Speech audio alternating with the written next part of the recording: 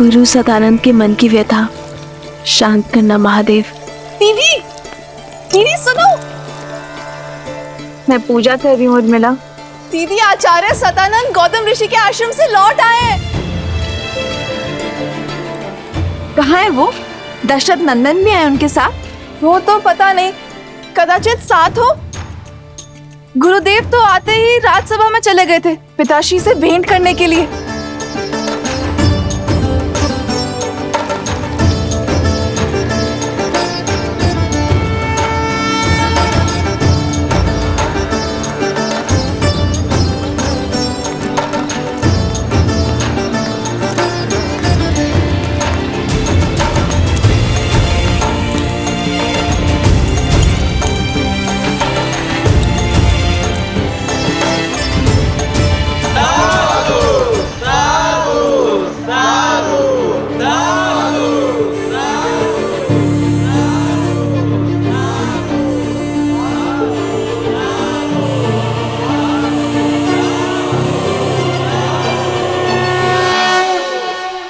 ना सिद्धि थी ना मंत्र, बस आंखों में अश्रु और वचनों में करुणा।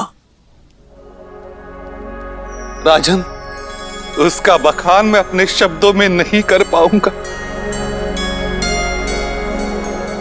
अपने स्पर्श से मेरी माता को श्राप मुक्त कर दिया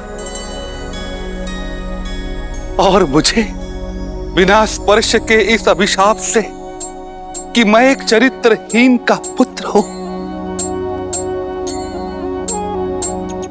आज मैं आपके समक्ष गर्व के साथ यह कह सकता हूं कि मैं अहिल्या पुत्र सतानंद हूं। मेरी मां कलंकिनी नहीं है, मेरी मां पवित्रा है, पवित्रा। साधु, साधु, साधु।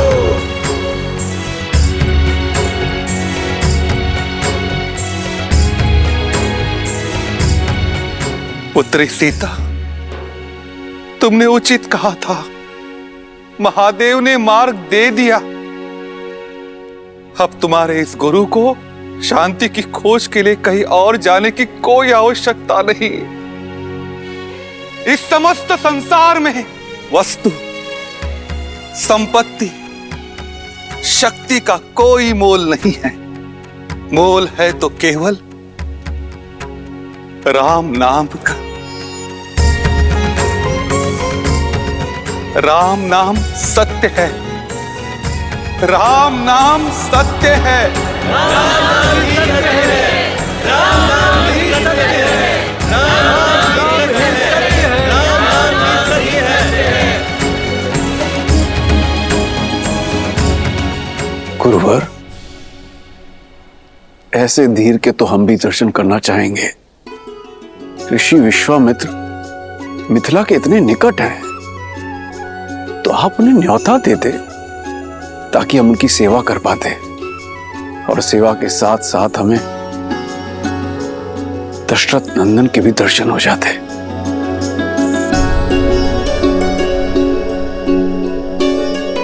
राजन, मैंने प्रयास किया था। ऋषिवर, आप मिथिला के इतने निकट है, हमें सेवा का अवसर देते। मिथिला में शिव धनुष्य यज्ञ होने वाला है और जनक कुमारी का स्वयंवर भी। मैं अवध कुमारों को किसी और उद्देश्य से लेकर आया हूं शतानंद। कभी समय मिला तो मिथिला अवश्य आऊंगा। कदाचित उनके मन में कुछ और है।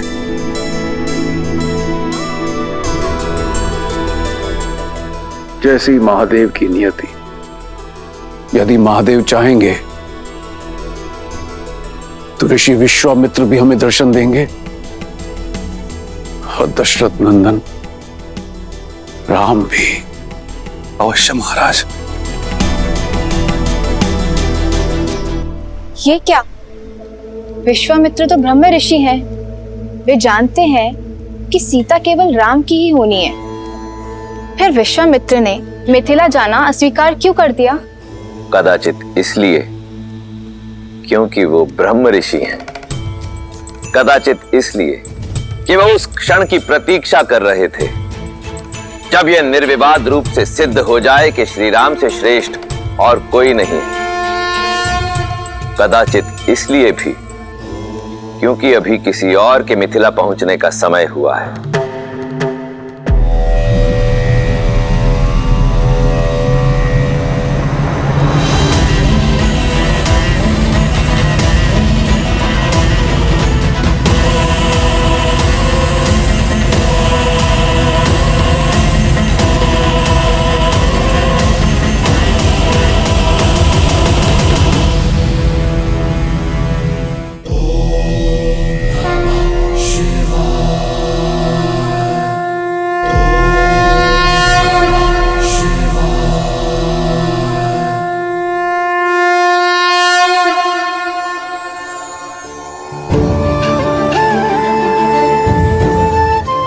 मिथिलावासियों, महापावन शिव धनुष को नगर प्रदक्षिणा करने के पश्चात स्वयंवर क्षेत्र में ले जाकर स्थापित कर दिया जाएगा और वहां उस पर प्रत्यंचा चढ़ाने वाला वीर बनेगा मेरी पुत्री सीता का वर। जनक पुत्री सीता की जय, जनक पुत्री सीता की जय, जनक पुत्री सीता की जय, मिथिला नरेश जनक की जय, मिथिला नरेश जनक की जय, मिथिला नरेश जनक की जय। अधिक सोचिए मत दीदी, ये धनुष दशरथ नंदन राम के अतिरिक्त कोई नहीं उठाने वाला।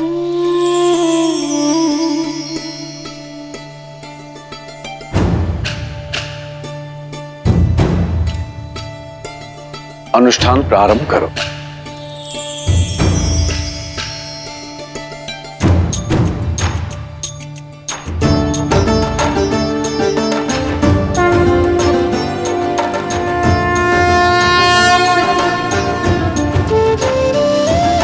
ओम नमः शिवाय, ओम नमः शिवाय।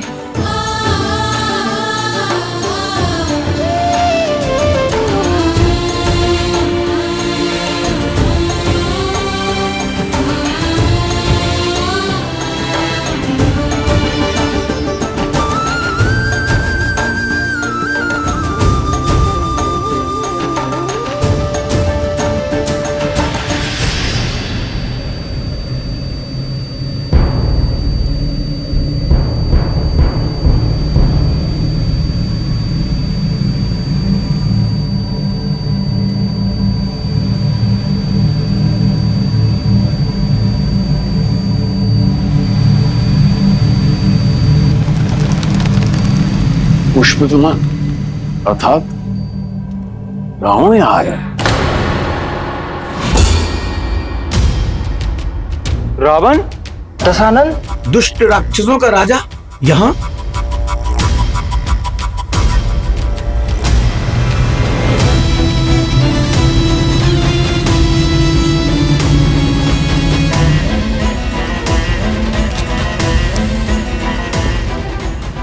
महादेव का पिनाक तो यहां है, अर्थात स्वयंवर आरंभ होने में समय है।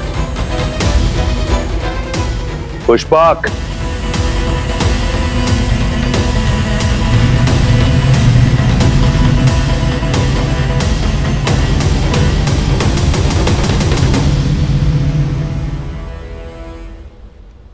आर्य, बिना निमंत्रण रावण का यहाँ आना क्या उद्देश्य हो सकता है उनका?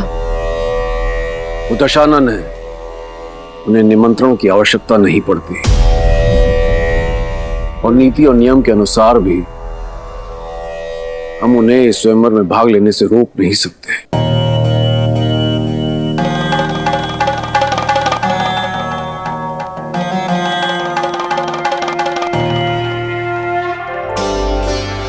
मुझे पूरा विश्वास है आप मेरे लिए जो भी करेंगे शुभ ही होगा।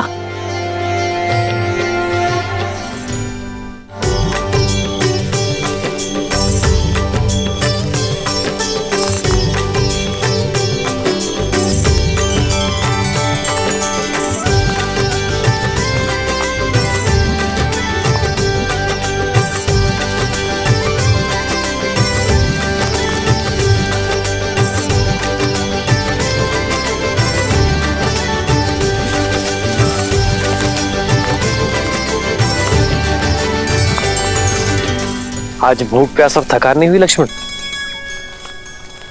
गुरु और कहा ले जा रहे, इसकी शंका तो नहीं है तुम्हें?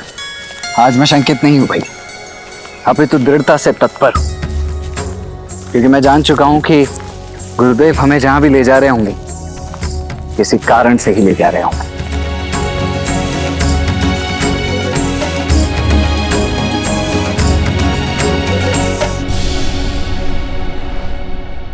यहाँ नहीं रहना हमें, चलो जल्दी चलो। हाँ, यहाँ नहीं रहना, चलो चलो।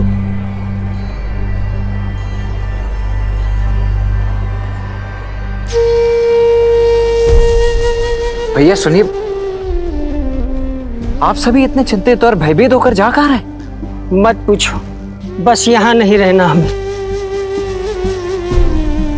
जाने दो हमें, नरक है ये स्थान। परंतु मित्र, इतने सुंदर स्थान में समस्या क्या है? ये स्थान शापित है, हमें हमारे भाग्य पर छोड़ दो युवक।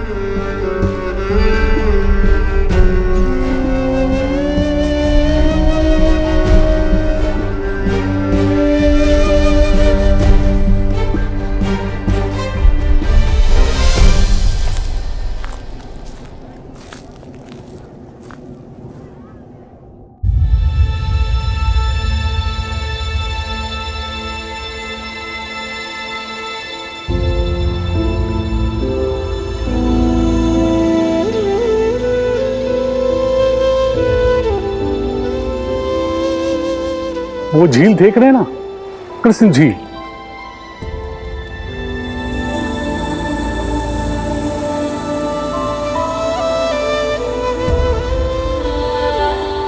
अचानक वहां से जल का वेग आता है और बाढ़ आ जाती है। कुछ ही पलों में हमारे खेत घर सब बहा ले जाती है। अब तक जैसे तैसे हमने पुरखों की जमीन खेत को बचा कर रखा, पर अब साहस टूट चुका है।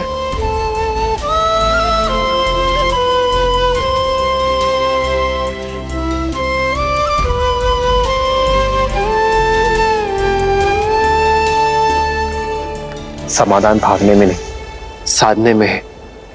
प्रयास किए, पर कोई भी इस बाढ़ को नहीं रोक पाया। जिसने भी प्रयास किया वो मारा गया। राक्षस शंखचूड़, उसकी पत्नी देवी तुलसी और नारायण की कथा तो सुनी है ना।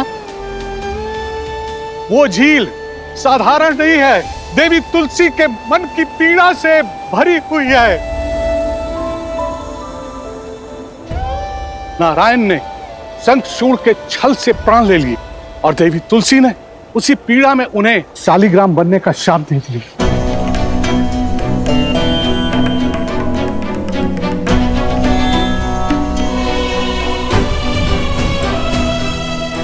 ये शालिग्राम नारायण के चिन्ह है, शापित होकर पड़े हैं गंडकी नदी के तट पर। जहां ईश्वर ही शापित हो, वहां मनुष्य के प्रयास से क्या होगा।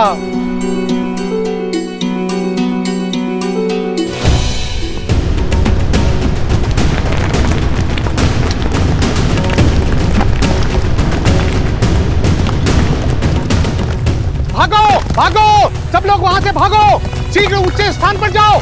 आओ चलो, इधर आओ, इधर आओ, निकलो।